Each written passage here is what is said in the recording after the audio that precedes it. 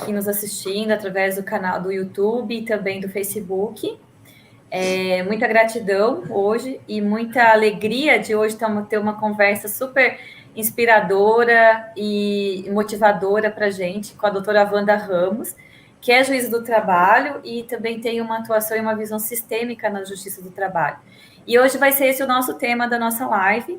Então, eu tenho certeza que esse conteúdo vai reverberar em muitas coisas, vai ser muito legal. Wanda, seja bem-vinda. Então, pode ir. Obrigada, Monique, é um prazer estar aqui com você. Nós nos conhecemos naquele encontro do Conselho da Justiça Federal, né, em Brasília, mas desde antes eu já tinha referências sobre o seu trabalho, o seu estudo proativo nessa visão sistêmica, e é uma alegria para mim estar aqui, né? Eu acho que a gente vai falar sobre essa questão da justiça do trabalho, porque é inédito, mas é tão inédito quanto é na Justiça Federal também, na sua atuação, né? Então, eu acho que a gente vai ser um bate-bola bem gostoso aqui, né? Porque a gente sabe que as leis sistêmicas e as constelações já são muito reconhecidas nos âmbitos e da área de família, da justiça estadual, né? Mas ainda é novidade para nós essa atuação nesses âmbitos em que eu atuo e você atua. Então, assim, é uma alegria poder compartilhar e também compartilhar essa experiência minha e saber da sua também. Que bom que você oportunizou, obrigada. Não, e assim, fazia tempo que eu estava pensando e nunca dava certo aquela correria, e daí eu falei, não, agora eu vou parar, e teve um dia que eu falei, não, hoje eu vou falar com a Wanda. E eu falei, graças a Deus, deu tudo certo. Lara Cristina Romano está aqui, boa noite, Lara, seja bem-vinda. Wanda, então assim, para a gente começar, como é que você chegou nessa visão sistêmica, como é que isso chegou até você? Porque todo mundo tem uma história, né? Cada um chegou de um jeito aí. A Érica, boa noite, também está aí. Então, como é que foi que você chegou? Nossos colegas do nosso grupo de estudo, né? Ordens da Ajuda, colegas da Justiça do Trabalho, sejam muito bem-vindos. Bom, Monique, eu costumo dizer que tem duas formas de a gente chegar a esse conhecimento das constelações e da filosofia que fundamenta e que inspira as constelações. Um é pelo amor, outro é pela dor, como tudo na vida, né? Ou você aprende apanhando, ou você aprende por reconhecer algumas ordens e seguir com amor, né? No meu caso, eu tenho que reconhecer que foi pela dor. Ou seja, eu precisava de olhar para questões na minha vida, nos meus relacionamentos que estavam pesados para mim. Relacionamentos pessoais e o trabalho também. O outro jeito de chegar nas constelações e na filosofia que fundamenta as constelações, o instrumento das constelações, o outro jeito ele é mais leve e é mais recente também. Nesse movimento em que os operadores do direito, os terapeutas, os aconselhadores começam a reconhecer nesses recursos um instrumento a mais para melhorar o trabalho que já está dando certo. Então, eu costumo dizer que esse é o jeito de você chegar pelo amor. Ou seja, você já tem um trabalho, você quer melhorar o seu trabalho, você acha que esses recursos são muito adaptáveis e proveitosos e começa a estudar e participar de treinamentos para aplicar isso no seu trabalho. Então, acho que grande parte dos operadores do direito hoje estão buscando esse conhecimento para melhor incrementar a sua própria atividade. Mas uns de nós que querem resolver questões pessoais primeiro, procuram também terapias, procuram também vários recursos, e eu procurei as constelações muito tempo atrás, em 2002, primeiro workshop que o pessoal do IDESO fez aqui em Goiânia. Eu fui a primeira turma, vamos dizer assim, primeiro movimento que o Décio e a Wilma fizeram em Goiânia, eu estava lá. E para mim, eu brinco que foi um momento ahá na minha vida, né? Ahá! Sabe aquela coisa do eureka? Meu Deus, como isso abre perspectiva. Que é isso que está aqui acontecendo? O que eu vi aqui? né? Eu que já vinha de um processo terapêutico prévio, já estava estudando a psicanálise, muito apaixonada pela psicanálise, minha analista de então, muito encantada com o meu interesse, e enfiava livro em mim, grupo de estudo, sabe, assim, entusiasmada com o meu interesse. Nossa, espera um pouquinho. Tá ouvindo? Gente, enquanto ela fala ali, vou falando aqui quem está aqui. Érica, Fabiane, Sônia, doutora Alice Brocardo, Patrícia Silva, Lindomar. Acidentes acontecem no meio de uma live, desculpem. O que aconteceu foi o seguinte: eu deixei o chá fervendo lá na cozinha e esqueci. Senti um cheiro aqui agora. Ai, gente, que legal. Tá salvo. Tá ótimo. Lindomar tá aqui também, Dona Lourdes. Que legal, gente, que legal. Então, meu filho já tinha desligado lá. Então, foi isso. Eu entrei nas constelações e foi meu momento ahá, porque eu vi aquilo ali transcorrer de um jeito que eu falei, nossa, isso aqui é muito bom. O que era bom naquele momento? Eu reconhecer que eu estava fora da ordem da minha família. Isso é a primeira coisa. Né? Que eu estava, por exemplo, querendo cuidar da minha mãe. Como se fosse maior do que ela. Nem pareço com isso. Nem parece. Isso quase não é comum. Ainda mais em juízos, né? Em juízas. Outra questão que estava muito patente, exclusões. Né? Eu costumo dizer que eu falava que tinha, na época eu não tinha o Pedro, esse que acabou de desligar o fogo aqui, né? Que é meu caçula. Eu tinha o Alexandre, e eu chamava o Alexandre, eu colocava o Alexandre como o único filho. Só que eu tinha tido um aborto espontâneo antes de engravidar dele, que eu não contava. Porque eu perdi muito cedo, bem no começo da gravidez, e eu nem não sabia que estava grávida, então eu não fiz o luto e não coloquei o Alexandre no lugar de segunda concepção. Então eu excluí uma situação, uma gravidez, uma vida anterior, né? E isso estava causando problema na educação do Alexandre, né? Ele sendo colocado como o filho mais velho. Então tinha exclusões na minha vida que eram importantes. E o que acontece? Né? Quando a gente lembra, e até a gente pode falar sobre isso resumidamente para quem não conhece, quais são as leis sistêmicas. Quando você tem quando o sistema busca integridade, e todo sistema busca integridade, onde todos os que pertencem têm igual direito de pertencer, e onde quem entra numa ordem tem o seu lugar definido, porque o lugar, ele importa em organizar funções. Cada lugar, a gente não vem aqui a passeio, né? Cada lugar que você nasce, ou que você entra dentro do sistema, tem funções que são correspondentes àquele sistema. Então, se você sai da ordem, você desorganiza todo o sistema. Exatamente. Se você exclui, você cria distúrbio de ordem também.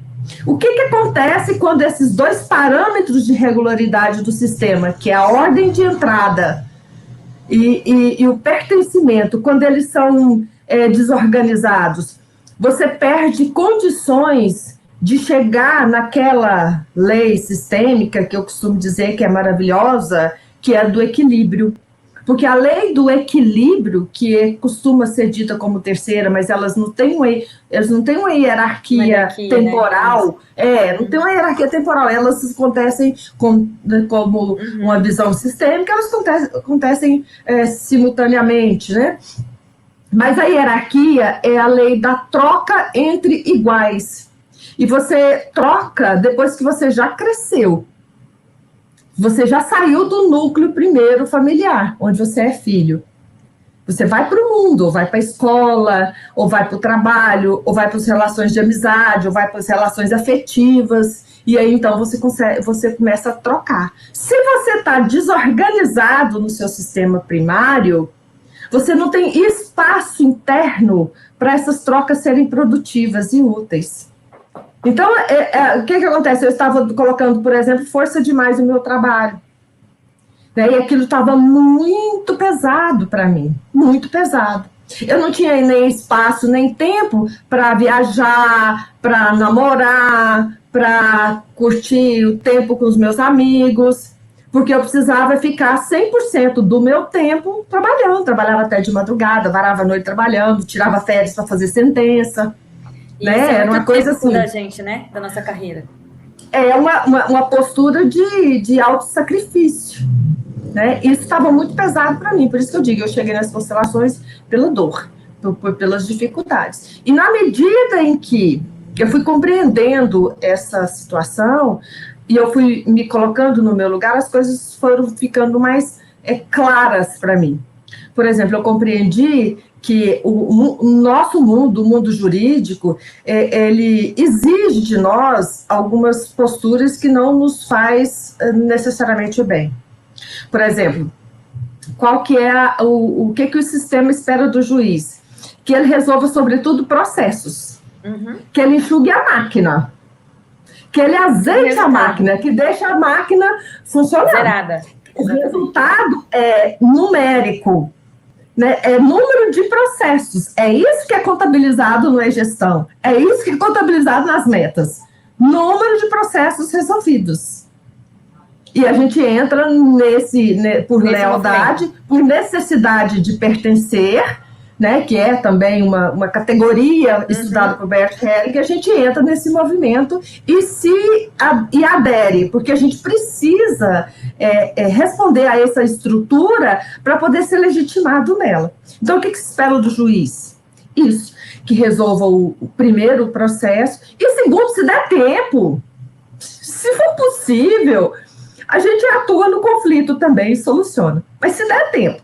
Se não der, você chama o próximo. Você faz um, o pessoal do Justiça do Trabalho já sabe. Você faz um, já chama o outro. Já faz um, chama o outro. É um negócio meio que de produção em série, né? O Fordista, o sistema Fordista de produção. O que é uma mecanização mesmo, né? A mecanização da justiça, a mecanização do mundo, essa concepção mecanicista que a gente tem da vida aí, que traz essa concepção para o nosso processo formal, né? E foi o que eu estava sentindo. O que acontece? Aqui, quando eu estava na escola judicial, eu trouxe o Deju, Christophe Deju, para dar uma fala aqui, fazer uma fala aqui para os juízes, para o servidor, para todo mundo aqui. E ele tem um estudo sobre as consequências do alijamento do trabalhador, da sua atividade com o produto final. Qual que é a consequência disso? No case dele, que é a Telefônica francesa, lá, a companhia telefônica francesa, Telefônica, né, eu não sei pronunciar em francês, o alto índice de suicídios, de depressão, de doença ocupacional que estava tendo naquela empresa. E aí ele estudou isso dentro da teoria dele, que é da psicodinâmica do trabalho. É um sistema fordista de produção, onde o trabalhador é alijado do seu produto. O que está acontecendo conosco? E, inclusive, ele sustenta isso, o perigo de esse sistema privado ser incorporado pelo setor público, que ele percebe que isso está acontecendo pelo desenvolvimento de cada vez maior de cobranças numéricas, de metas, pelo nosso Conselho Superior, né? Que começa a incorporar esses parâmetros que é das empresas privadas, que já não está fazendo bem lá e já não vai fazer bem aqui também, para nós. Então, qual que é a nossa sensação? De estar enxugando gelo, de não resolver. Qual que é o prazer de um juiz quando ele faz um acordo, por exemplo, ou gere uma instrução em que todo mundo se sente ouvido? A sensação de que foi resolutivo, a sensação de que participou daquilo ativamente, ela é inigualável. Ela nos dá a sensação de que está no lugar certo, fazendo a coisa certa. Agora, quando você faz uma sentença que você sabe que aquilo ali não resolve o conflito, não resolve a lide sociológica, a pessoa não teve a oportunidade de falar o que ela realmente estava sentindo, e que aquilo vai redundar em continuação do conflito, ou em novos conflitos, a sensação de esvaziamento de sentido da nossa atuação. Então, era esse processo, e eu acho que é comum. Muito. Né? É comum entre nós. Por quê? Porque eu tenho 27 anos de judiciário. Já fui procuradora do Estado antes, já fui advogada antes. Então, assim, eu sei que existia um momento em que o operador do direito tinha orgulho de trabalhar na justiça, ou em prol da justiça, no caso dos advogados, em prol da justiça, em prol de fazer justiça. Gente, na época da faculdade, a gente estudava aqueles professores, né, toda aquela teoria, era um orgulho. Hoje é tecnicismo puro, né, e uma falta de sentido. Hoje, assim, nos últimos... Agora, muito recentemente, está começando a mudar de novo, porque vem em ondas, né? Vem em ondas. Mas na época da minha faculdade, a gente aprendia como derrotar o outro. Exatamente. Isso está mudando agora, né? Polarizar. Na verdade, a gente aprendia assim, fincar trincheira, se defender e atingir o outro no ponto fraco do outro para derrotar o outro. Ou seja, uma concepção de que o bem buscado, ele é escasso, eu tenho que brigar por ele. Porque se eu tiver, então eu tenho que tirar do outro. Se o outro tiver, eu sou espoliada. Então eu não tenho nada. Essa é a sensação de disputa que a gente vê, qualquer que seja a parte, dentro de um processo, de uma sala de audiência. Essa é a postura comum. Então, eu busquei e comecei a organizar as minhas questões, e aquilo é uma característica da individuação, eu acho, de quem entra nesse esquema de autoconhecimento. Uma característica muito interessante é que, de repente, você vê que a coisa transborda. Né? Então, assim, você quer fazer pelo outro aquilo que você recebeu. Você quer dar para o outro aquilo que está cheio, que está sobrando em você, né? Assim, de graça, vamos dizer assim, né? Sim. Você vai lá e paga para um workshop, paga dinheiro e paga seu tempo, e paga pelo risco, e paga para conhecer, mas o verdadeiro aprendizado vem com um ahá. O verdadeiro aprendizado, ele vem, assim, é um insight que você tem. Ele vem de graça, é uma graça. E quando você recebe essa graça, aí você quer doar. Nossa, isso aqui é útil. E aí eu comecei a fazer isso lá na justiça. Falei, gente, isso aqui é útil demais. Para que eu vou ficar mexendo com o processo se eu posso mexer com gente? Para que eu vou ficar focando, assim... Que coisa mais frustrante para um juiz do que extinguir um processo sem resolução do mérito? Tem alguma coisa lá que a gente pode resolver, por que não? Então, tem um defeito processual. Tá, tem um defeito processual, mas tem gente lá. Vamos tentar, vamos conversar? Então, assim, um dos casos muito paradigmáticos que eu gosto de falar sobre ele, assim, vou falar muito rapidamente, esse não foi um caso só, foi vários, mas esse é bem ilustrativo, que uma causa estava prescrita, uma questão, assim, os direitos da reclamante estavam prescritos porque já tinha passado mais de 2 anos do desligamento dela. Né? Então, assim, eu costumo dizer, você não estava na semana passada no grupo, mas eu falei isso lá, falei assim, gente, eu podia resolver em 5 minutos, de forma educada. Você está prescrito, tal, vamos resolver isso aqui logo, não vou colher prova, não, porque eu tinha um pedido de reconhecimento de vínculo. Podia resolver em 5 minutos de forma educada, ou em 3 minutos de forma rude. Puf, próxima. Entendeu? Assim... E a gente aprende a lidar com essas coisas, né? Depois de 27 anos, você tem recurso para tudo, até para encerrar de forma imediata, com pressa, né? Você nasceu morto, não tem o que fazer. Mas a reclamante chegou procurando um lugar. Era assim, Monique, era tão claro que ela chegou assim, ó. Onde que eu sento, para onde que eu vou? E o vínculo era de reconhecimento de vínculo em face de um abrigo de dependentes químicos. Que chegou numa dureza que era incompatível com a atividade filantrópica deles. Falei, tá tudo fora de lugar aqui. Eu quero saber o que está acontecendo. Né? E eu vi que estava prescrito imediatamente, que eu olho esse processo toda vez antes de chamar as audiências, eu olho, dou uma olhadinha na questão, eu falei assim, mas por que o reclamado não arguiu a prescrição? Por que o reclamado chegou, o preposto do abrigo, que é o gestor do abrigo, acompanhado de 2 advogadas que cercaram ele um do lado ou do outro, como se estivesse numa guerra. Ele falou, não tem acordo. Precisando de defesa, sem falar, né? De prescrição. Defesa. E a reclamante lá, onde que eu tô, né, e tal, por que estão me tratando assim? Aí eu fui ver, falei, bom, isso aqui tem alguma coisa para mim, para eu fazer, me chamando para eu fazer uma atuação que que é convencional, porque é trabalho do juiz intervir no conflito.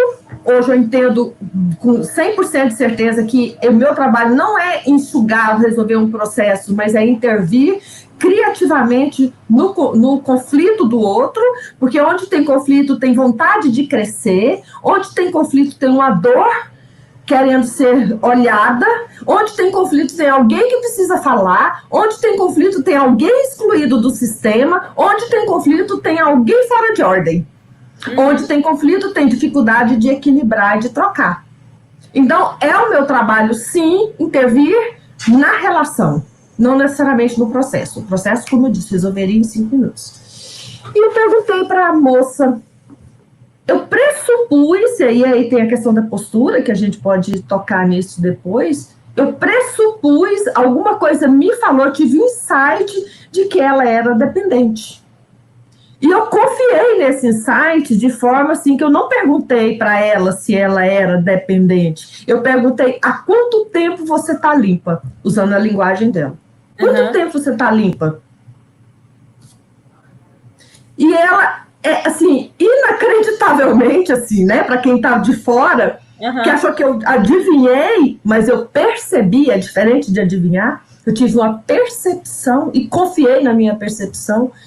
E fui respeitosa, eu não fiz uma pergunta desrespeitosa, senão ela não teria respondido de forma tão graciosa, tão desprendida, né? Tive uma percepção, confiei nisso, e ela falou assim, há 1 ano. Falei, bom, então quando ela saiu de lá, ela ainda estava numa condição de usuária. Então, alguma coisa tem. E comecei a perguntar. Ela saiu de lá com um ex-companheiro, depois eu fiquei sabendo. Aí as pessoas começam a falar, a gente cria um espaço de fala, com 1000 ouvidos aqui ampliados para escutar, escutar tudo, o que é dito e o que não é dito, né? O que é falado e o que é pressuposto, o que é expressado e o jeito como é expressado. Eu ouço a pessoa e ouço todo o sistema, e eu uso, o que eu costumo dizer, os óculos e ouvidos, os olhos e ouvidos sistêmicos, segundo as leis desenvolvidas pelo Bert Hellinger. Não precisa a gente fazer constelação, a gente precisa desenvolver essa escuta, esse novo paradigma, esse novo jeito, esse novo mapa de entendimento do outro, né? E aí ela falou, e o abrigo falou também, falou, não, ela morava lá com o companheiro dela, e ele saiu, teve que sair, ela não tinha vínculo, ela não tinha obrigação, mas ela levava um ou outro no dentista, ela avisava eles na hora que era para tomar banho e descansar, mas a situação dela era de vulnerabilidade, porque é um abrigo que acolhia homens jovens, então ela tinha um perigo lá por ser a única mulher dentro daquele contexto que podia se tornar agressivo, inclusive sexualmente ofensivo, né? É a única mulher que vivia lá. Ela vivia sob a proteção do companheiro, que era drogadito e esquizofrênico, tanto que ele morreu depois no embate com a polícia, depois que saiu de lá. Então, assim, tragédia seja tragédia. E o abrigo, muito incomodado, fala assim, não, é o seguinte, as famílias depositam esses rapazes lá, fazem visita durante 2, 3 meses e contribuem, porque a contribuição é voluntária, e depois abandonam. Nossa. Então a gente não tem nada para dar para ela. A gente não tem nada para dar para ninguém. Assim, é um sacrifício ficar cuidando desses rapazes que são, assim, enjeitados pelas famílias. Eu falei, uai, mas aí tem uma exclusão muito clara, né? De tudo quanto é lado. Aí tem exclusão, assim, elementar. Eu preciso fazer uma observação que possa gerar algum insight nesse pessoal. E para o abrigo, levei ele para o gabinete, né, e comecei a perguntar, e falei assim, olha, me parece que tem uma crítica em relação aos pais. Vocês trabalham e ajudam esses jovens, mas excluem os pais. Mas eles não colaboram mesmo. Eles, desse jeito que a senhora vê, a gente tem que sair pedindo dinheiro para sustentar, e ainda vem os reclamantes e pede 10 mil reais aqui ainda, né? A gente vive de contribuição voluntária. Os pais abandonam os rapazes lá. Pra gente ter que cuidar deles. Eu falei, até parece que alguém obrigou ele a fundar esse abrigo filantrópico, né? Uhum. Aí eu chamei um servidor meu que já está treinadinho, que gosta desse tema e já está treinado e topa participar. Falei assim, vem cá, Alberto, fica aqui e eu vou repetir algumas frases para você e o pessoal do abrigo vai ouvir para ver se faz sentido. E aí eu falei pro Alberto, né, para ele repetir. Assim, eu sou melhor. Repetir para alguém representando os pais, né? Uhum. Sou melhor que vocês. Sou muito melhor que vocês. Eu faço o que vocês não fazem. E ele falou assim, com vontade, sabe? Ele falou dentro do papel, com toda a autoridade, com toda a convicção de que ele fazia. E aí foi se desenrolando aquelas frases de apoio do Bert Hellinger, de forma que no segundo round, no segundo momento daquelas frases, foi possível falar uma outra frase, porque na medida em que a pessoa repete uma questão dessa, isso na programação neurolinguística, nas terapias, chama-se prescrever, e o Bert usa isso, prescrever o sintoma. Ou seja, você reforça aquela dinâmica que é fora de ordem, aquela dinâmica que é contrária às leis sistêmicas, você reforça até que a pessoa perceba que ele tá e o outro tá, que é eu e o outro, até que ela perceba que ele está envolvido numa dinâmica, ele não é o outro. Que ele está em relacionamento doentio com o outro. E que a dinâmica é estranha. É disfuncional. É disforme. Uhum. Então, você prescreve o sintoma até que cai a ficha. Quando cai a ficha, aí você pode fazer a frase que é a frase de solução, de salvação. Que fala assim, olha, agora eu incluo os pais e eu vou fazer o melhor possível, tendo como melhor recurso os pais, mesmo que eles não estejam fisicamente presentes. O representante do abrigo ficou muito tocado com o Alberto na posição dele tocado. Entende? Assim, é uma coisa muito bonita.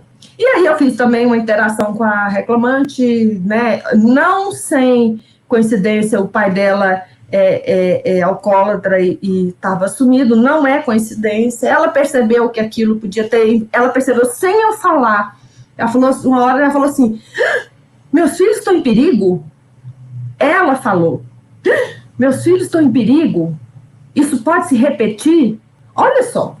Então, assim, aquilo acabou fazendo um acordo, o valor era absolutamente simbólico, inexpressivo e desimportante.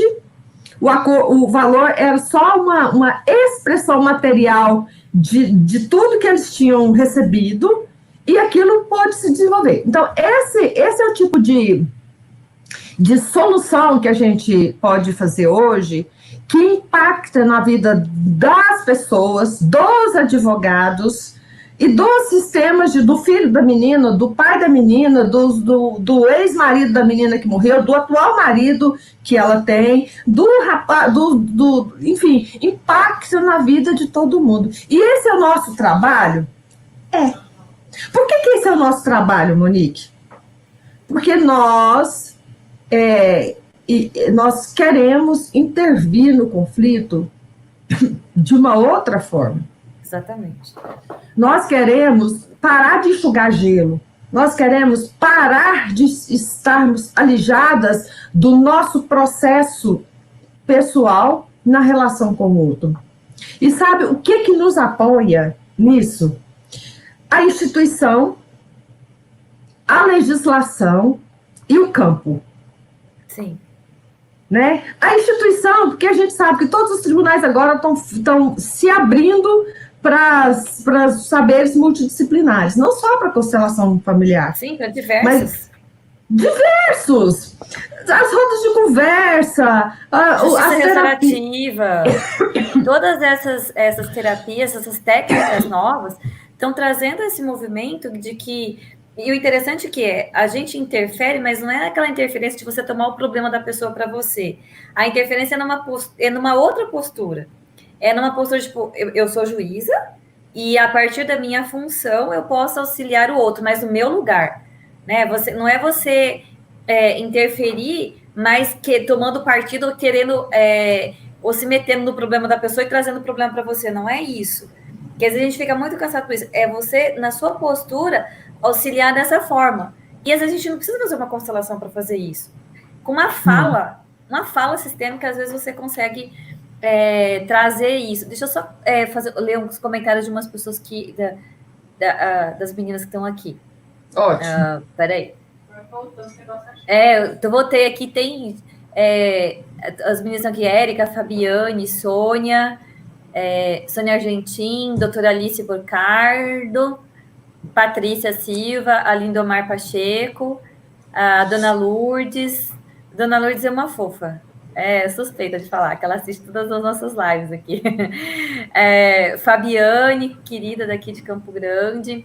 A Maria Cunha também, aluna querida nossa. Marilda Sampaio. A Ana Trevisan, também advogada trabalhista aqui de São Paulo, da Iatuba. A Analice comentou aqui nas audiências, no Sijus, onde as partes nem conseguem falar o que os advogados... Aqui, que os advogados nem conseguem falar que os advogados já se atacam, né? Ela falou, tem aí tem aqui a Ângela Hilbert também, tá aqui, Silvana Souza, tem mais outro comentário aqui. A Ana Cláudia Trevisan colocou com relação àquele comentário sobre a questão do litígio, né, que a gente aprende na faculdade. Então, a Ana está dizendo que foi perfeita a colocação, que em Dayatuba estão tentando levar o direito sistêmico para as salas de aula de direito. E precisamos mudar essa cultura de litígio nos novos advogados. Eu acho que esse movimento está expandindo para a gente mudar essa percepção, né? A Lindomar fazendo um comentário também. Porque a gente sai de uma... Aqui, que ela colocou. Onde tem dor, tem uma consciência, né? Tem um movimento. Tem um movimento de transformação. A Silvana diz, alguém precisa ser visto, isso é lindo, humano. Isso realmente é... Aí a doutora Alice está dizendo que o abrigo exclui os pais, se sente maior que os pais, das pessoas que ajudam, né? Essas posturas. Exatamente. Aqui. A Risione também está aqui. Deixa eu fazer um comentário. Deixa eu fazer um comentário. Uma vez eu estava falando com colegas em um tribunal aí, né? E aí veio uma colega que trabalha no Sejusc, que eu acho até que era conciliadora, não era, trabalhava no Sejusc. Doutora Wanda, eu vou falar para os advogados aqui, o que a gente faz com o advogado que atrapalha? Atrapalha os acordos. Eu falei assim, olha, você sabe o que você faz? O que você faz quando você tem um inimigo? Ela ficou toda entusiasmada. Como é que eu falei? O que você faz quando você tem um inimigo? Você acaba com o inimigo. Ela ficou toda entusiasmada. Como é que eu vou? Que dica que eu vou dar para ela para acabar com o inimigo, que era o advogado? Aí ela ficou assim, né? A gente viu até a anteninha dela. Aí eu falei assim, você quer saber como? Ela falou, quero. Transforma ele em amigo. É assim! Você acaba com o inimigo, transformando ele em amigo. Convida ele, sabe? Convida ele para participar. Né? Eu tenho essa experiência aqui, tem um advogado que eu achei muito lindo esse processo, ele me curte meus posts tudo no Instagram, virou amigo e tal, mas assim, toda vez que chegava lá, tinha essa dinâmica que eu falava para ele, eu falei, doutor, o senhor já viu o tamanho do seu pedido? Né? O senhor quer fazer acordo por 2.000? Mas o senhor pede 50.000, isso pressiona outra parte, que ele já vem armado, com medo, com raiva, achando que não vai ter recurso para lidar com aquilo, achando que qualquer coisa que ele propor não vai adiantar, porque o pedido é de 50, 60 mil. Então, assim, o 2.000 que ele eventualmente proponha e que o senhor realmente quer, ele não vai ter coragem de falar. Aí eu falo assim, doutora, é o estagiário. Eu vou falar com o estagiário. Eu falei, gente, nunca alguém botou culpa no estagiário de forma tão apropriada. Porque normalmente dava risadinha, sabe? Uhum. Mas aí eu fui mostrando 1, 2, 3 vezes, sem chamar a atenção dele, mas mostrando como que é que isso podia atuar no outro, porque o que acontece? Ele não percebe, ele sabe muito bem o efeito nele da ação do outro. Ele sabe que o cliente ficou magoado, ele sabe que o cliente precisa ser ouvido e reconhecido, ele sabe que o cliente está com vontade de vingar porque aconteceu alguma coisa lá na empresa. Então, ele está muito consciente do efeito da ação do outro sobre ele e sobre o cliente. Mas ele não está consciente sobre o efeito da ação dele sobre o outro e sobre o resultado do acordo. Ele acha que se pressionar a outra parte é que vai ser um acordo legal. Ele acha que, inclusive, vai fazer jus à dor do cliente dele, de precisar, além do dano material sofrido, precisar do reconhecimento, precisar do acolhimento que não teve lá na empresa, né? Então, ele usa a ação como arma. E ele não percebe o efeito que isso tem no outro. Aí um dia, eu falei uma vez, falei 2 vezes, brinquei com ele. E aí, como é que tá o estagiário, doutor? Né? Comecei a falar com a outra parte, falei assim, não, faz a proposta, não precisa preocupar, assim, vamos conversar. Se tem R$500 de proposta, já tem uma proposta, né? Não preocupa com o valor do pedido, não, a princípio, né? E aí, eu brincava com ele. E o estagiário? Já melhorou? O estagiário já melhorou com aquele negócio, né? Aí um dia eu falei para ele, doutor, o senhor já ouviu falar do triângulo dramático? Não, doutora, o que é isso, né? Aí eu comecei a explicar, falei, olha, quando o senhor assume o papel de dono da causa do seu cliente, isso não ajuda, ao contrário, o senhor se alia a ele como alguém que antes era vítima, passou a ser algoz, né? Se antes era vítima porque não recebeu FGTS, 13º, férias e hora extra, então ele tinha uma situação de dano, ele sofreu um dano, né? Quando ele pega aquilo que no cálculo dá 2.000 e transforma em 60, ele trocou de lugar. Eu falei, olha, o senhor está triangulando. Deixa eu contar uma coisa para o senhor, não conte comigo para participar desse negócio não, tá? Porque eu não vou salvar ninguém aqui. Eu já tô madurinha para não entrar nesse jogo. Aí eu falei, olha, existe essa dinâmica da triangulação. O senhor presta atenção no que o senhor faz dentro do seu consultório, do seu escritório. Porque isso pode trazer uma repercussão. Quando o senhor se alia à causa do seu cliente, como sua, toma as dores dessa forma, depois fica difícil se desvincular emocionalmente dela. Isso não ajuda na hora de lidar com um acordo, né? E eu sou só juíza.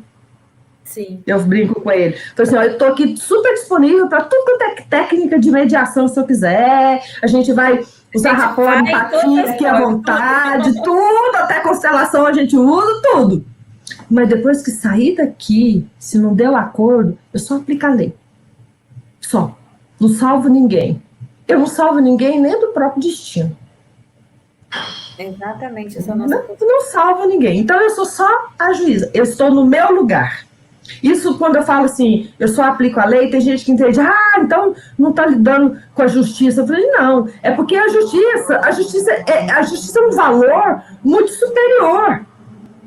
Né? E a gente tem que se colocar no nosso lugarzinho. Inclusive, eu sou a última a chegar nesse conflito. Entendeu? Meu papel, assim, é tão simples. É de... Você não deu acordo, não? Então, eu vou ouvir parte, vou ouvir testemunha, vou analisar a prova e vou dar a configuração legal. É um trabalho, assim, né? Rotineiro, até banal. Não vem achar que é importante, não. Entendeu? E eu falo assim, eu sou a última a chegar.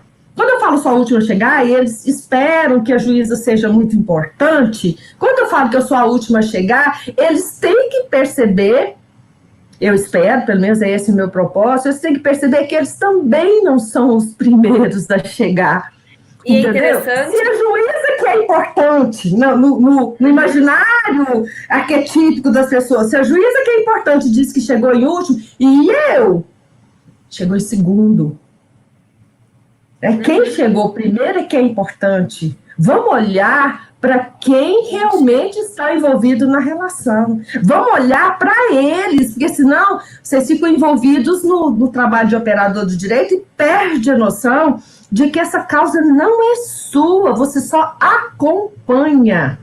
E eu perco a noção de que meu lugar é de operadora do direito e não de salvador. Desculpa, exatamente. Monique, não, e é engraçado que o nosso processo ele é mecânico, é lógico, e ele tem um caminhar que ele já é tipo é uma ordem, é como se ele seguisse a ordem natural. Tanto que qual é o primeiro ato do processo? Primeiro, ela tem o princípio da inércia da jurisdição, que significa que a justiça ela espera. E por que a justiça está totalmente abarrotada hoje? Porque está tomando o papel de que às vezes que não, muitas vezes que não é dela. E aí, nós somos, né? E então, assim, o próprio processo já disse, qual é o primeiro ato? É a petição inicial. Mas antes da petição inicial, o cliente chegou até o advogado. Então, é a primeira fala da pessoa formalmente. Mas quem está começando tudo isso, toda a lide, né? É a pessoa. Aí vai para o advogado, no Ministério Público, e tem os atos, contestação, um fala aqui, oportunidade e tal. Gente, se você for observar sistemicamente o nosso processo, ele é sistêmico. Só que o que a gente faz? A gente vai lá no lugar da parte, se coloca lá, às vezes o advogado, tipo, você já entregou o seu problema para mim, agora deixa comigo que eu sou o bom aqui, eu que vou resolver o negócio. E aí o juiz, né, que a gente conhece o arquétipo todo, que a gente sabe, que é a questão do poder, que a gente tem, né, lidar com o poder. Então, eu vou salvar todo mundo, porque eu sou a pessoa mais importante, eu vou salvar a relação toda. Então, aí a gente acaba criando diversos conflitos que às vezes o processo demora, não é porque há uma morosidade. O que está por trás dessa morosidade da justiça? Da morosidade do processo? O que está por trás da morosidade do processo, muitas vezes é o conflito que tem entre as partes ali, que não está resolvido, e que às vezes os operadores que estão ali no meio juntou mais o conflito dele, e aí o negócio só ficou pior. E aí, quando a gente está nessa visão sistêmica, a gente começa a perceber o quanto a gente pode, através de da nossa postura, da nossa percepção, veja, em situações reais e práticas, você percebe ali, né, confia na sua intuição e consegue ir além daquilo que está no processo, além do que está ali formalmente colocado, de uma forma com comportamento informal, mas respeitando toda a ritualística, respeitando toda a formalidade e a lei. Né? Então, isso eu acho que é uma questão. Quanto mais as pessoas tiverem conhecimento, se aprofundarem mais, a gente vai contribuir mais para a resolução de conflitos, enfim, eu acho que é uma percepção que eu tenho também assim, sobre isso. O processo, ele é ao mesmo tempo sistêmico e cartesiano, né? Porque ele é linear, ele tem fases muito específicas, mas que a gente pode usar isso, assim, é mais assim, o Décio fala isso, eu acho muito bonitinho falar, é mais um como fazer do que o que fazer. Porque o que fazer, a gente já tem dado, são as leis, a gente maneja, e a gente, como nessa visão, não tem o propósito de desprezar nada, nem da nossa história, nem da história da instituição, e no lugar de... Então, assim, o lugar da lei é muito mais antigo e pomposo, vamos dizer assim, e forte e estruturado do que o lugar de uma terapia, por exemplo. A terapia perto do lugar da nossa instituição onde a gente está é neném. Nós já estamos no lugar da lei dessas 12 tábuas, imagina.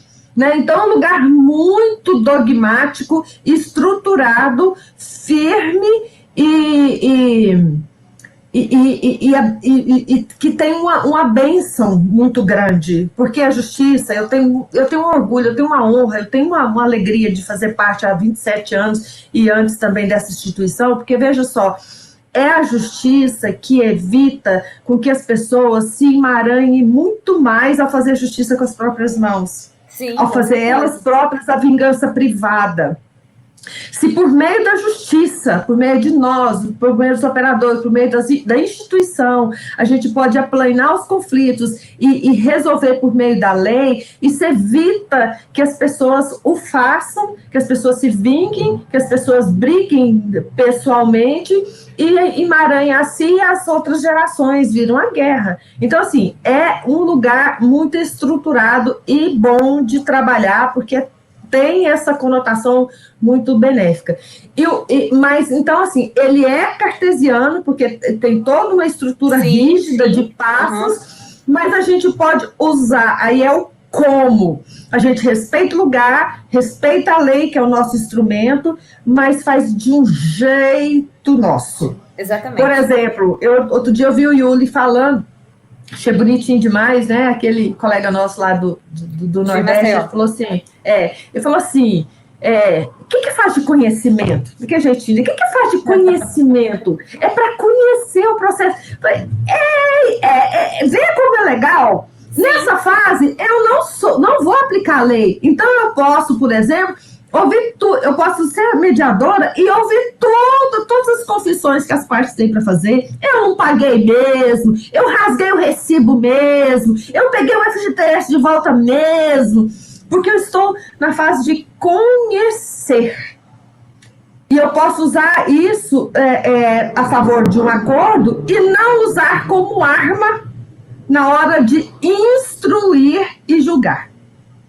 Né? Então, assim, é muito rico o jeito como a gente pode manejar isso. Muito, né? muito. Como arma, porque eu posso usar essa confissão, por exemplo, para cacetar o outro. Né? Eu falei assim, pode falar à vontade, mas na hora que ele confessa uma coisa contra ele, eu uso. Né? Eu posso usar isso como arma, mas eu posso usar isso como recurso para fazer ver que ele não é inocente, né? E que arcar com as consequências dos seus atos é bom para ele. Não é bom só para o outro que vai ser restaurado o dano, é bom para ele. Porque quando a gente deixa de arcar com as consequências dos próprios atos de uma forma material, instituída pela lei, a gente reverte isso em forma... Porque a alma da gente não perdoa. Então, a gente reverte isso em forma de autopunição, de expiação. Porque o equilíbrio, ele não é só nas relações entre as pessoas. O equilíbrio, ele é uma lei dinâmica espiritual. Então, se ficou devendo alguma coisa, esse sistema vai buscar uma forma de compensar. Então, se eu me apropriei das horas extras do meu empregado... Se eu não paguei, se eu achar que eu estou levando vantagem, é um engano.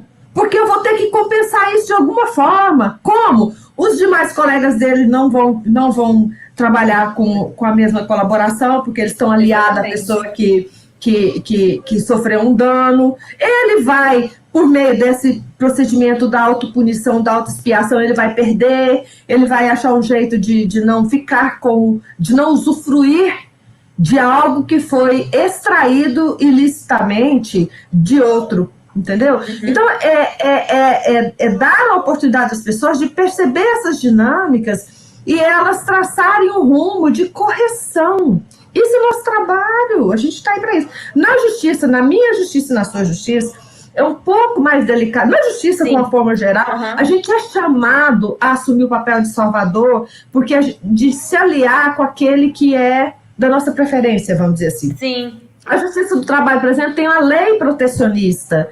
A lei protecionista cria um espaço espírito protecionista da pessoa que é desfavorecida.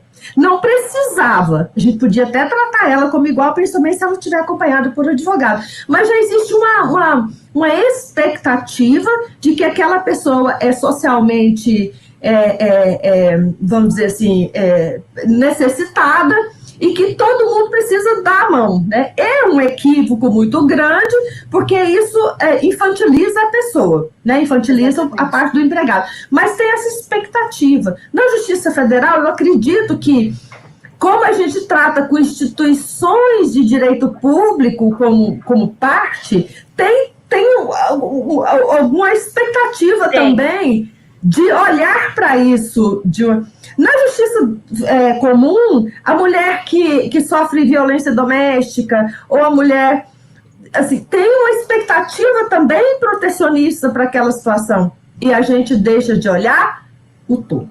Exatamente. Na Justiça Federal, por exemplo, a gente percebe muito esse espírito protecionista nas causas previdenciárias, ou nas causas indígenas, essas causas que são de minorias, né? As minorias são coisas que estão muito em evidência, então isso são coisas que a gente percebe isso. Quanto às instituições, a gente já tem já cria-se um espírito meio que de preconceito com as instituições com relação ao poder público. Sabe, parece que já vai com o espírito de condenar o poder público é o que mais traz trabalho para a justiça. Então, é exatamente isso. E aí, o que acontece, a gente acaba como profissional ali, se não tiver numa postura adequada, tomando um partido e escolhendo, já definindo o resultado antes mesmo de chegar na fase de conhecimento. Às vezes você pega o processo ali de cara, você já, isso aqui já vou... É igual no processo criminal, né? A gente pega o processo... Primeiro você decide que a pessoa é culpada, depois você vai atrás das provas. Né? É mais ou menos o que a gente percebe nessa dinâmica criminal também.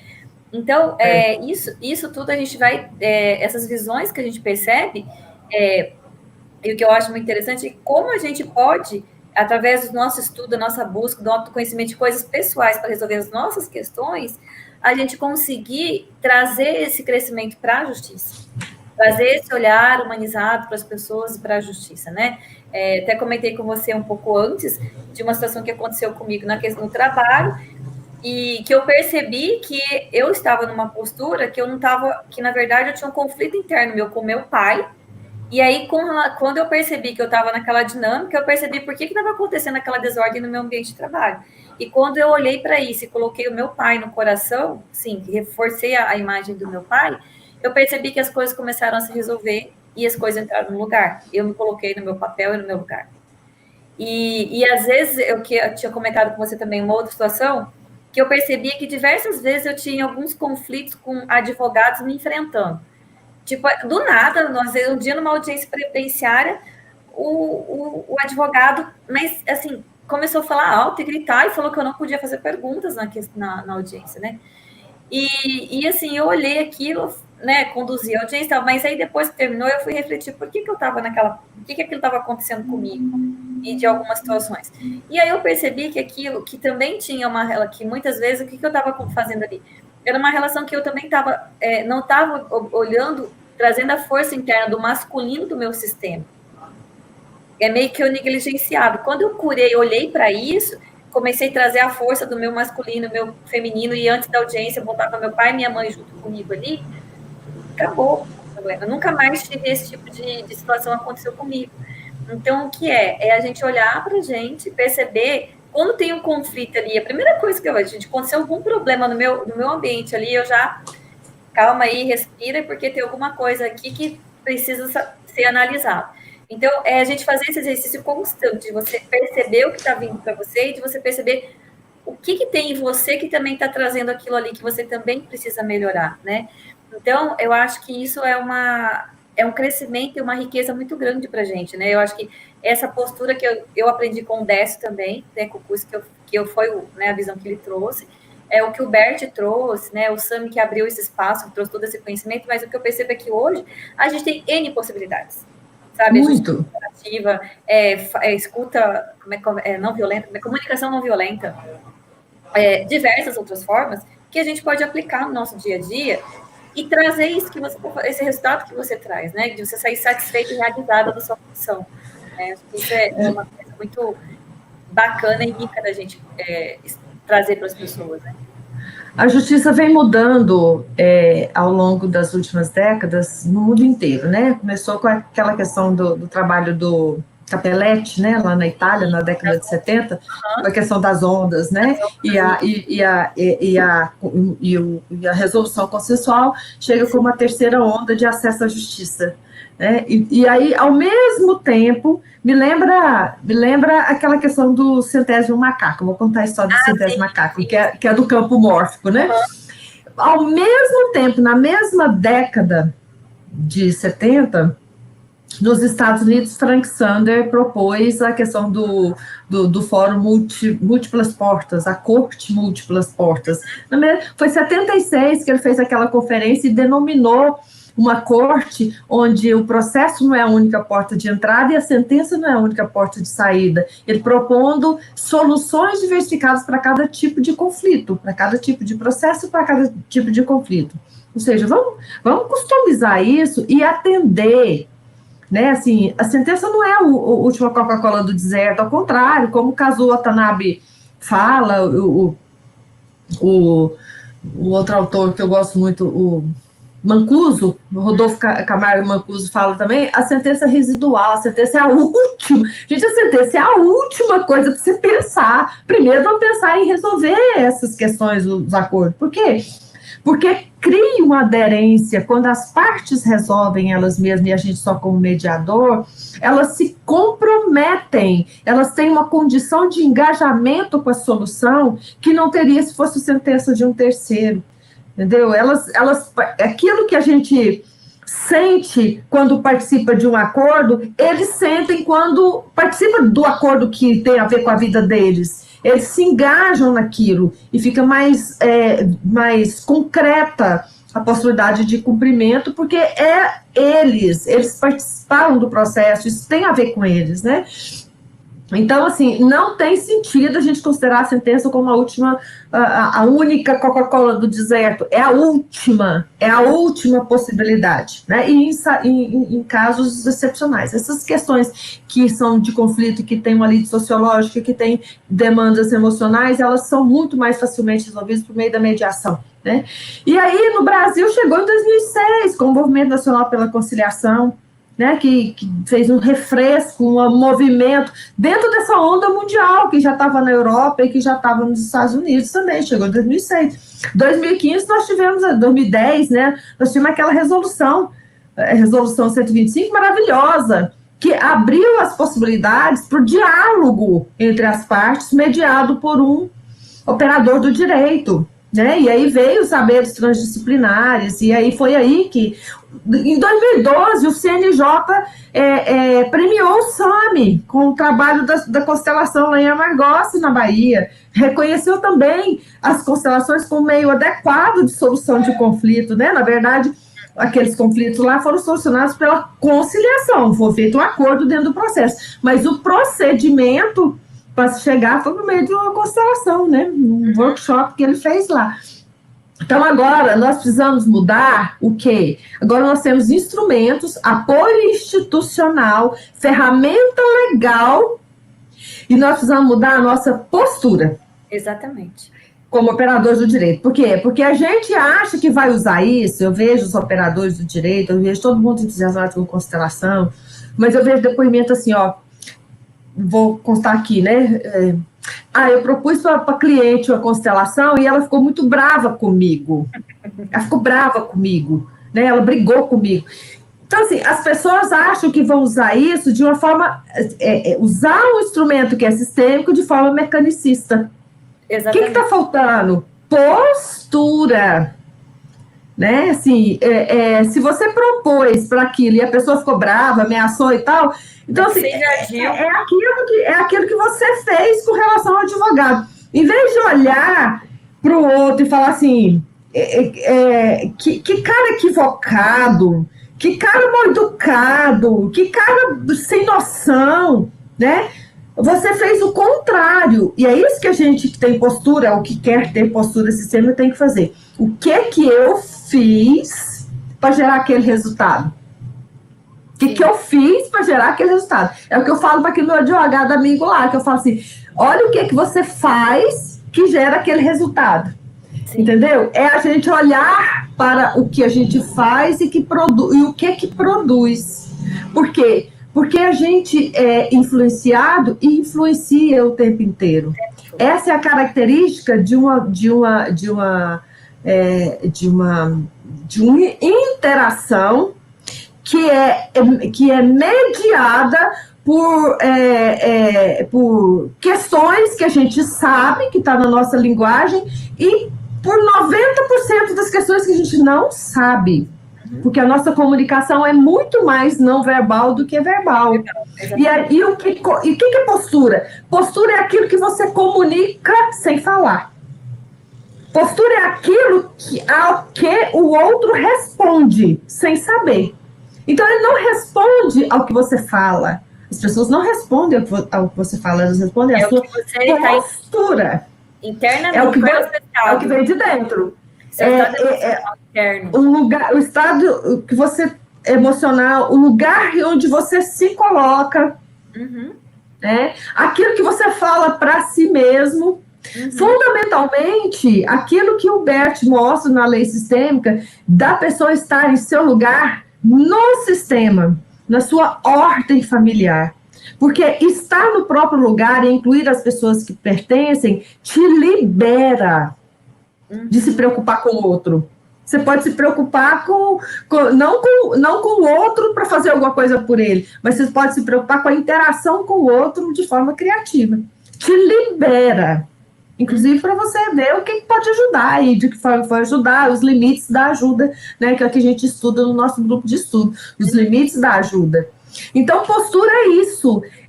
E aí, todo esse movimento nacional pela conciliação nos trouxe uma coisa que é muito bacana para nós que queremos, tendo interesse. Nos colocou numa armadilha, arapuca, como diz na roça aqui no Goiás. Armaram a arapuca para nós. Por quê?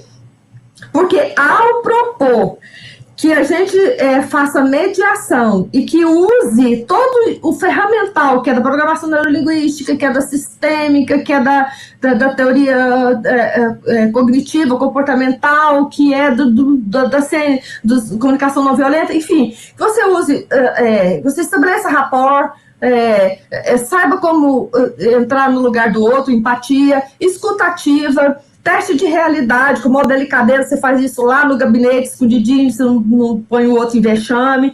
Você ouve pedidos implícitos, enfim, você está com um monte de coisa. Mas se você fizer isso com uma postura que é de manipular o outro, ou seja, eu vou usar de empatia aqui, e fala assim, olha, se coloca no lugar do outro. Você fala para uma parte em relação ao outro. Se coloca no lugar do outro. Olha, coitadinho. Isso nunca foi empatia e você está fora do seu lugar se fizer isso. Porque, qual que foi a armadilha? Para você usar esse ferramental, você vai ter que introjetar isso como recurso próprio. Só vai funcionar se você for congruente, se você considerar que a melhor ferramenta de provocar mudanças é você, é a sua postura. Com uma juíza com postura sistêmica, a primeira coisa que ela faz é incluir as duas partes. Ao contrário daquilo que a gente falava, né? Se tem uma preferenciazinha, o clima da instituição te indica para ter uma preferenciazinha para uma parte. Muito ao contrário disso, uma magistrada com postura, um magistrado com postura sistêmica, ele imediatamente inclui outra parte. O Bert fala isso nos livros dele. Ele fala assim, eu imediatamente coloco no meu coração aquela pessoa de quem o cliente fala mal. E só por isso eu posso trabalhar com o sistema. Então, se você faz isso numa audiência, quando eu comecei a fazer isso de forma legítima, congruente, eu não tive mais problema nem com o advogado, nem com parte. Por quê? Porque eles respondem à minha postura, eu posso ficar calada a audiência inteira, e normalmente, às vezes, eu fico fico lá assinando despacho, agora tudo do PJE lá, fazendo de conta, enquanto eles começam a conversar de acordo, eu faço de conta que não... Né, assim, mulher é foda, né? Mulher é foda. Ele tá lá assinando despacho, mas então vendo tudo que acontece. Eu tô lá assinando meus despachos, fazendo de conta que eu tô concentração no computador. De repente acontece alguma coisa lá, eu levanto a cabecinha e falo, aí vou no jugular, sabe? Vou direto. Ninguém, não tem mais problema. Porque eles respondem a minha postura. A gente ri, eu dou bronca, sabe? Eu lido com eles, a gente... assim, virou um negócio assim criativo, sem sair do meu lugar. Exatamente. Sem sair do meu lugar. Sem sair do meu lugar de magistrada, honrando a minha instituição e minha ferramenta de trabalho. Deixa eu ler aqui os comentários. Tem umas perguntas aqui, mas tem uns comentários aqui, até porque já estamos aqui. Do Bert Hellinger, a doutora Alice comentou, Bert Hellinger em um dos livros fala sobre a justiça. Em nome da justiça se matou. E as partes de ambos os lados agem em nome da justiça. Justiça depende do olhar de cada um. Alice é uma querida.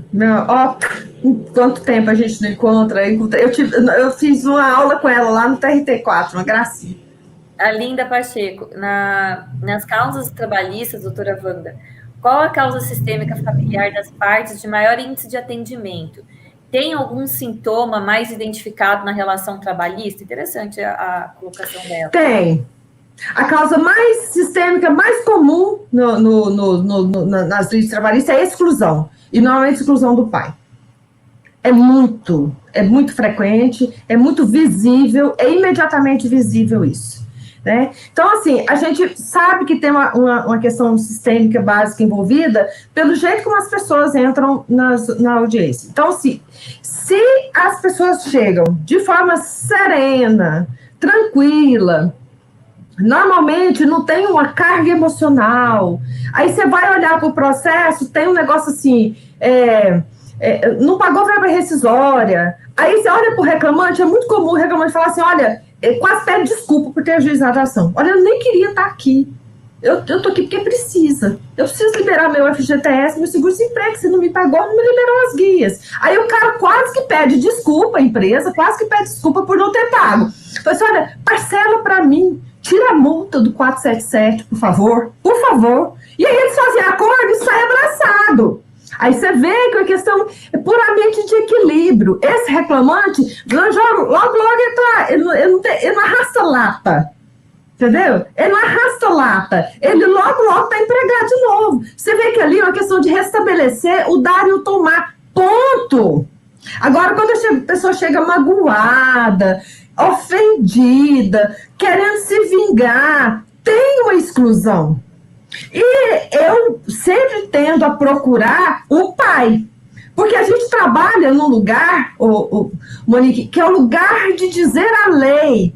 E a lei é masculina, é função masculina, é função de corte. Freud mostrou isso de forma muito séria. Então, assim, nós, mulheres, inclusive, como magistrados, tendemos a ser mais bravas do que os homens, porque a gente exerce uma função masculina, que é a função de corte, de dizer a lei, né? Então, eu tendo a buscar as exclusões como em questões familiares, onde eu tendo a buscar o pai.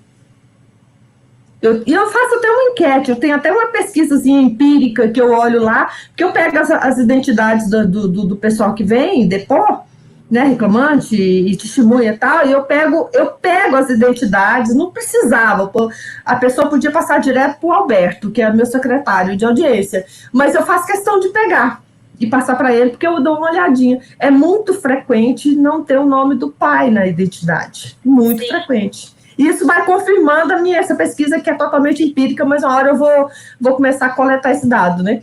Então, falta o pai, né? E falta o pai na nossa sociedade. A nossa sociedade é quase que tudo vem em ondas, né? Buscando o equilíbrio. nós saímos da sociedade muito patriarcal e as mulheres assumiram a função de destaque e excluímos os homens. Exatamente. Então, e agora a gente está começando a sofrer as consequências dessa exclusão na sociedade como um todo, né? Então, se a gente pode fazer alguma coisa, é o restabelecimento desse pertencimento, desse lugar do pai, né? Recentemente eu tive um negócio assim que foi lindo, lindo, lindo mesmo. Eu nem esperava que fosse acontecer desse jeito. Chegou um senhor, dono de uma empresa muito grande aqui em Goiânia, um cara poderoso, né? Estrangeiro, né? Um nome estrangeiro lá. Eu já tinha ouvido falar, conhecia o sobrenome. E aí o pessoal, os advogados chegaram antes da audiência e falaram: doutora, cuidado, porque ele é estressado. Ele é agressivo, ele é bruto, ele é não sei o quê, a filha dele interditou, e mais não sei o quê. Mas os próprios eram várias empresas familiares, mas cada uma com um advogado, que elas estavam litigando entre elas, cada uma com um advogado diferente, e elas próprias, esses advogados dessas empresas reclamadas, vieram me advertir da postura do chefe, né, do cara que fundou, que criou e tal. As primeiras. Eu falei, tá bom. Falei, deixa comigo, né? O que eu fiz? O que eu fiz? O que o pessoal aí acha que eu fiz? A primeira coisa falou mal? Vem de mim. Sim. É o que o Bert faz, né? Falou mal, eu incluo. Incluiu a pessoa e o pai e a mãe, imediatamente. Aí eu vi um, ouvi outro. Chegou a hora de ouvir ele. Eu já tinha colocado atrás dele o pai e a mãe. Aí tem gente que pergunta, né? Acho tão bonitinho quando alguém pergunta assim: a senhora colocou como, né? Eu tenho meu coração. Mas visualizei mesmo. Ele tinha um olho azul desse tamanho, um sobrenome italiano e um sobrenome alemão. Não tinha dificuldade nenhuma de ver a origem europeia daquele homem, né? E pela idade dele, eu imaginei assim, a família vindo, fugindo do nazismo, sabe? Que uns negócios assim, um destino punk, como dizem os meninos, destino punk, né? Eu falei, o senhor tem o quê, né? Assim, aí comecei a trocar figurinha com ele, né? O povo aí pode falar que é rapó, o povo da Peneira pode falar que é rapó. Pra mim, eu tava trocando figurinha com ele, né? Eu tava fazendo um alinhamento energético com ele aqui. É sua mãe ou seu pai que é italiano? Ah, meu pai. E eu achei que era a mãe italiana. Eu imaginei na cabeça, né? A mãe italiana e o pai alemão, por causa da dureza dele, mas era o contrário. Meu pai é italiano. E o outro sobrenome? Minha mãe é alemã. Aí eu falei assim: então o senhor tem a alegria do italiano e a não lembro que palavra que usei, e a dureza, alguma coisa assim, mas não foi essa palavra, não, a dureza do alemão. Ele virou assim para mim, desse jeito, assim, e bravo, levantou, me perturbou, falou assim: é uma injustiça o que falam de Hitler. Eu falei, ué? Nossa. Eu falei, nada de Hitler. É uma injustiça, porque ele não fez aquilo tudo sozinho. As pessoas colaboraram com ele porque quiseram. Falei, aí, né? O cara se entrega na hora. Aí eu olhei para ele, né? Fiquei parada, quieto, olhando, mirando os olhos dele, deixei ele falar um pouco. Aí elogiei, porque ele tinha um alto, que é próprio dos europeus, um alto senso histórico. Ele trouxe os dados históricos, eu deixei ele falar um pouco, porque estava falando da história, estava falando dele, da família dele. Né, a minha pressuposição de que a família fugiu do nazismo estava certa, né, assim. Aí eu virei para ele e deixei ele falar um pouquinho, ele se acalmou, eu, né, assim, incluindo tudo, eu falei assim, eu posso ver, né, assim, que existe um homem que adora uma pizza, né, e uma mulher com a bochechinha toda coradinha, vermelhinha, né? Sim, deve ter sido um casal maravilhoso, seu pai e sua mãe. Fazer alguma coisa assim que puxasse a origem de um e de outro. Dos dois, né? E ele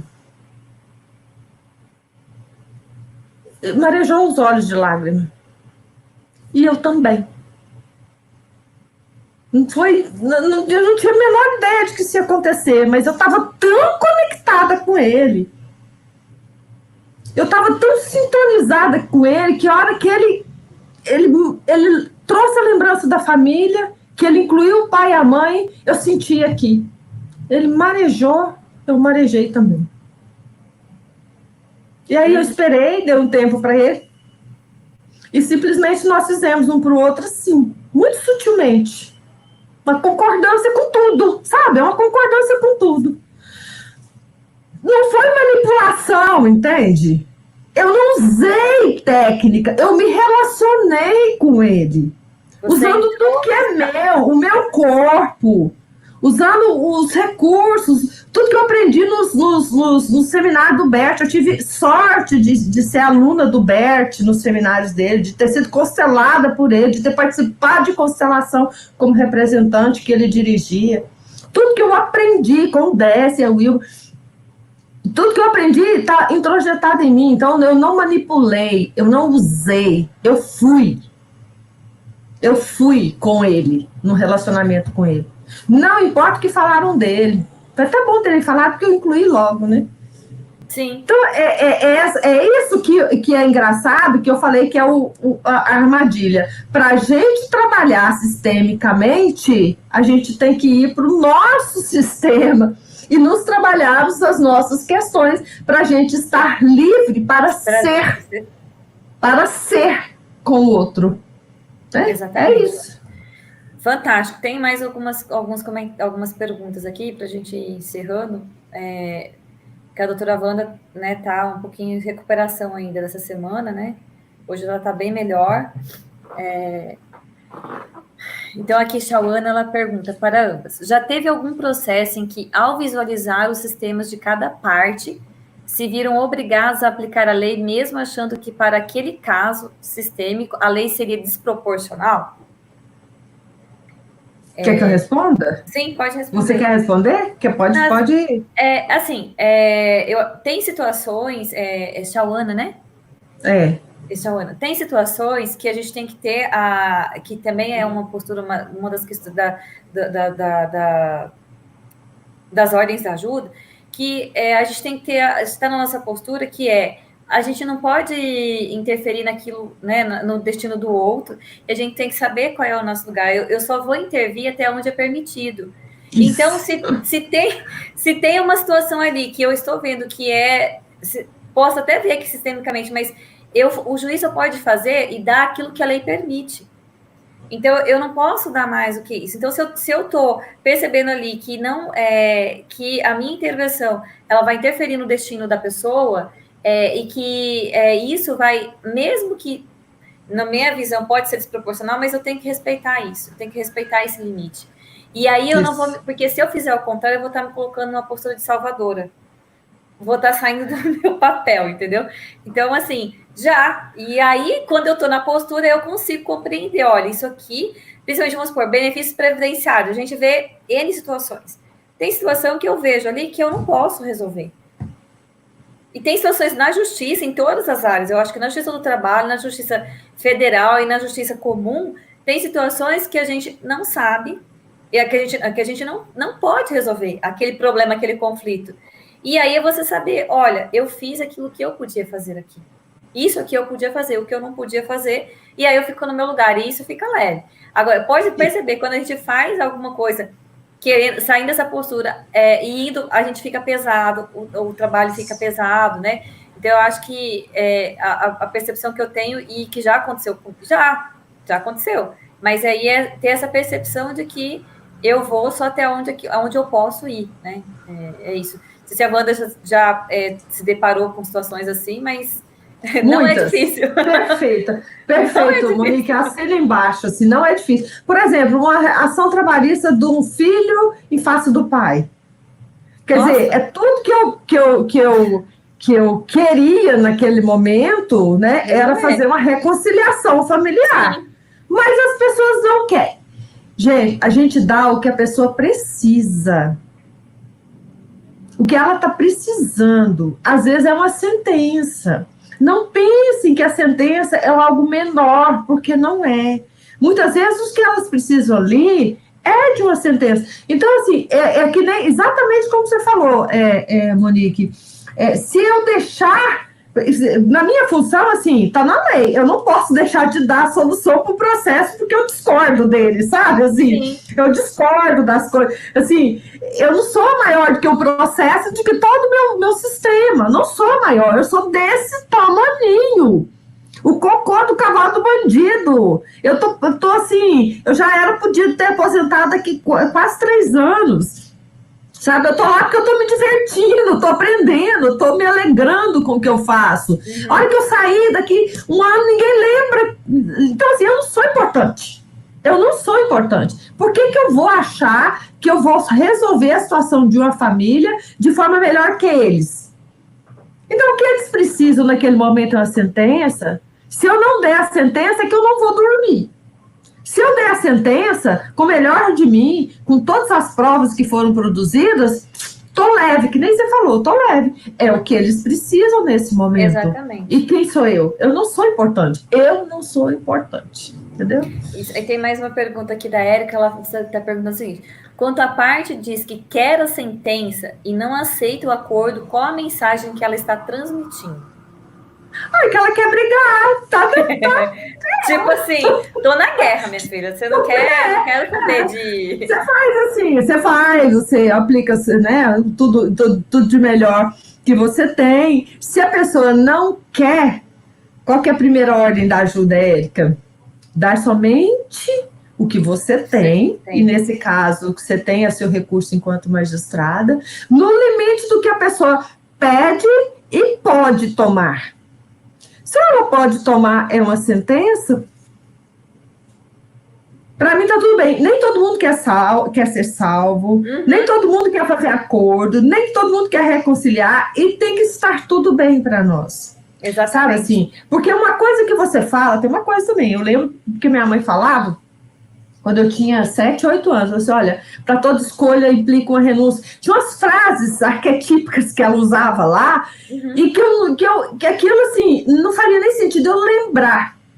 Mas depois que eu amadureci, cresci, apanhei, que nem vaca na horta, né, que nem eu brinquei com você, que eu apanhei muito na vida, eu comecei a relembrar aquelas frases dela e começaram a fazer sentido. Para toda escolha, toda escolha exige uma renúncia. Verdade, se escolher esse caminho, você renuncia a esses outros aqui. Como é que eu lembrei de coisa que ela falou há 8 anos? Então, assim, o que eu posso confiar é que o sistema do outro vai aproveitar em algum momento, se tiver naquela hora. Então, eu posso fazer uma pontuação, eu posso levar uma instrução, eu posso fazer intervenções sistêmicas dentro de uma audiência e deixar por conta, sem manobrar, e deixar por conta daquelas pessoas. Um dia isso pode ser útil, porque, como eu disse, a gente tá numa sala de audiência é para se relacionar com as pessoas, não é para resolver um processo. Exatamente. Eventualmente, a gente... É uma ação sem expectativas, né, Wanda? É um agir sem expectativa. Sem expectativa. Eu não vou monitorar, eu não vou controlar, eu não vou vigiar. Eu vou fazer a minha parte. E, né, se o sistema tiver no momento certo, ele vai capturar aquilo de novo. Pode ser que uma parte não capture, a outra capture. É a questão da massa crítica, a questão do centésimo macaco, né? Quando muitas pessoas perceberam que algo, o contexto muda, o campo inteiro muda. Exatamente. Né? Aqui tem mais um comentário da Ivete Bueno, muito bom. Costumo dizer isso às partes, que elas têm possibilidade de serem elas e resolverem, serem elas a resolverem com solução por elas mesmas, alcançadas e com resultado previsível. Exatamente, Ivete. Linda, Pacheco. Nós nos tornamos a própria ferramenta, exatamente. Isso. Marilda Sampaio, Sam Store, fantástico. Sim. Sim, abriu um espaço, né? Trouxe aí pra gente Muito. uma abertura. Um querido. Postura, isso. Deixa eu ver quem mais. Ivete, perdão, foi com alguns errinhos. Tipo, normal. A gente entendeu tudo. Exatamente. Que lindo. Aí, deixa eu ver aqui. A Marida. Nossa, acho que eu passei demais aqui. Tá. Ana Júlia, seria ótimo se expandisse bastante para o judiciário como um todo. Com certeza. Doutora Alice, ele fez acordo com o Senhor, os olhos azuis, Sentença. termina a história. Sentença. Sentença. Marília Alves, boa noite, Marília. Marilda, né? Sim, houve acordo. Não, acho que ela está... Sim, houve A do acordo. senhor dos olhos azuis foi sentença. Sentença. Dar o que é possível para o momento. Exatamente. A Nara Brito, ótimo. A Valdenice, perfeito. Nossa, que legal. Muita interação aqui hoje. Legal. Marília, perfeita. A inclusão de todos com todos os caminhos possíveis. É isso. A gente está vivendo, chama respostas perfeitas, gratidão, postura e dar o que precisam, saber sempre o seu lugar. Para mim, acho que a gente finaliza tudo, né? Como a gente já tinha comentado, né, Wanda? Juliana Gonçalves Pinto, boa noite, Juliana. É a postura, gente. É você estar no seu lugar. Se a gente tivesse que resumir uma única palavra de forma assim objetiva, a gente dizer o que é tudo isso? É você ficar no seu lugar. O que o Bert fala em todas as leis, as 3 leis sistêmicas e nas ordens da ajuda. Se você fizer uma análise do contexto, assim, né, de tudo, o que é tudo isso? É você ficar no seu lugar. Quando a gente fica no seu lugar, você está olhando, você respeita seu pai, você respeita sua mãe, você olha para o seu companheiro diferente, você vai no seu ambiente de trabalho, você sabe quando tem um conflito, o que está acontecendo ali, por que está acontecendo, você consegue perceber, na relação, você consegue observar, a gente se coloca em estado de observação, você consegue observar o que está acontecendo ali, como a Wanda, né, percebe ricamente o que acontece ali no ambiente, na hora, nas audiências, e faz disso um laboratório para ela, né? Então, isso é estar na postura, né? A gente está no nosso espaço. Eu costumo falar que postura sistêmica é você estar no seu quadrado. A constelação, ela vai o quê? Ela tem, como se fosse o campo maior, né? Aquele campo lá. E o que é a postura sistêmica? É você no seu campinho, no seu quadrado. Cara, é isso. Se você botou o seu... Quando você não tem aqueles quadrados que você sai você vai para o outro lado e a outra pessoa que está naquele outro quadrado se incomoda? É a mesma coisa. Se você saiu do seu quadrado, você vai incomodar um monte de gente. Então, é exatamente isso, né? Então, assim, muito obrigada, Wanda, por você ter aceitado o convite. Vou pedir para a Mirna colocar aqui o Instagram da Wanda. Para quem não conhece a Wanda, seguir aí as redes sociais dela. Ela tem a Wanda também tem. Você tem um livro também, né, Wanda? Você tá tem um livro da editora Líder, né, que é Pensamento Sistêmico, que eu tenho um artigo, são 10 artigos. Muita gente boa, muitos advogados, juiz, tem eu e o Uli Rotter. Está saindo outro que é mais recente, que já está pronto, mas o editor está querendo fazer um encontro presencial, então nós estamos esperando um pouquinho, que é da editora Última Ratio de Brasília, que eu acho que vai sair um artigo legal, né? E vamos ver, né? Uma hora eu escrevo o meu só o meu. Vamos ver se eu dou conta de achar tempo para isso. Ideias não faltam, mas tá bem corrido. Foi um prazer, foi uma honra, foi uma alegria estar aqui com você, com essas pessoas tão interessadas, tão ricas, e muitas estão estudando com a gente, está curtindo com a gente lá no grupo, e eu estou sempre disponível, muito interessada em compartilhar isso com os colegas advogados, com os colegas servidores, com todo mundo que tem interesse, para a gente realmente impulsionar esse campo mórfico a mudar, e está mudando, né? A gente vai criando padrões, mudando isso, né? E também para que as pessoas que estão a primeira vez entrando no canal do YouTube, se quiserem, né, peço que se quiserem se inscrever, se gostou do conteúdo, que tem várias outras coisas que eu vou publicando lá também na medida do possível, né? A gente vai colocando umas coisas, e assim, às vezes hoje eu compreendo uma coisa, eu vou lá e publico de um jeito. Aí daqui 2 semanas eu estudei mais umas coisas, daí eu já acho que tá tudo diferente, eu já vou lá e publico outras coisas também. Então, é isso que a gente vai fazendo, né? Então, assim, muita gratidão, mais uma vez, eu vou terminar de ler aqui os últimos comentários. Deixa eu ver aqui, tem a Juliana, boa noite, tem aqui Marilda Sampaio, Sami falou muito de você em um curso que estou fazendo com ele. Mesmo? De mim ou da Monique? Não sei. Eu gosto muito de me referir ao Sami e eu acho que ele é um fofo também. Eu não sei a quem ela está se referindo. Não sei também, mas assim, a gente tem o reconhecimento, né? Reconhece o trabalho dele, que foi pioneiro. Sim, aí, né? Pioneiro. No trabalho. Érica, né? Lá é fantástica. A Érica é uma fofa também, né? Super empenhada aí. Aqui. Sem falar que é linda, né? Sem falar que é linda, meu Deus. Gratidão por esses momentos muito enriquecimentos para todos nós, da Marilda. Obrigada, Marilda, pela sua participação. A doutora Alice aqui também. Lara, muito obrigada por compartilhar. A honra foi nossa. Obrigada, querida. Deixa eu ver mais aqui.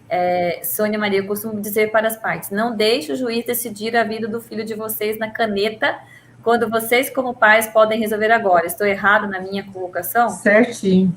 Certíssimo. Essa realmente é a postura, Sônia. Maria Cunha, estou encantada. Tenho certeza que vocês são juízes? Estão no judiciário? Ai, Maria, estou assim, e firme e forte, né, Wanda? Isso aí. Firme e forte. E nos divertindo, nos alegrando, né? Linda, gratidão, a entrega, obrigada. Linda também é uma psicóloga, assim, tem uma visão fantástica.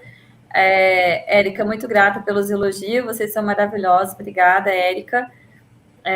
Maria Cunha, seres humanos fantásticos. Gente, então é isso.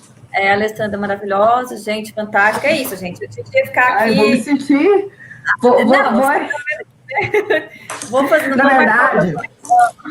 verdade, nas ordens da ajuda tem um texto que fala o seguinte: olha, você nem se encanta com a crítica e nem com o elogio, né? Assim, foi uma entrega, como as meninas estão falando aí, foi um momento propiciado por vocês também, né? Por todo esse clima, essas perguntas, esse interesse e tal, né? Então, assim, eu poderia até levar como um incentivo, vou levar como um incentivo, mas, gente, a gente tem muito para caminhar ainda e aprender juntas, tá? Então, eu agradeço todos esse carinho de vocês, e é um incentivo para mim, para a gente, né, Monique, para a gente continuar estudando e crescendo, né? Quanto mais a gente abre, quando um vai na frente e abre, os outros vêm atrás. Foi o que o Sami fez, né? O Sami trouxe esse negócio para dentro do judiciário no Brasil e a coisa pegou fogo, e a gente pulou dentro e vamos que vamos. Exatamente. Então, pessoal, muito obrigada pela presença de vocês, muito obrigada pela participação. Foi, assim, uma das lives mais divertidas, assim, né, descontraídas que a gente fez.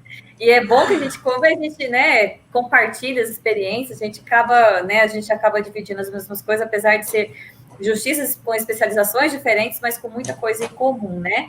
Sim. E, assim, eu e a Wanda, a gente se conheceu num evento lá, presencialmente, do CJF, né? Em 2018, eu acho, se eu não me engano, enfim. 2018. Foi em 2018, e a gente... e lá eu já fiquei muito, assim, encantada e admirada pela postura dela, o que ela fazia de trabalho, e eu acho que é uma das pessoas que eu admiro muito, que trabalha com a visão sistêmica, justamente, e me identifico porque a gente trabalha muito com essa questão da postura, né, de trazer isso. Então, é isso, gente. Minha gratidão, estou assim, muito feliz por hoje, por esse momento. Wanda, muito obrigada mesmo, obrigada a todos vocês. Gente, é dura a dor do parto, mas a gente tem que ir. Tudo de bom para vocês. Beijo, obrigada. A gente vai encerrar a transmissão, mas a gente pode permanecer, tá, Wanda?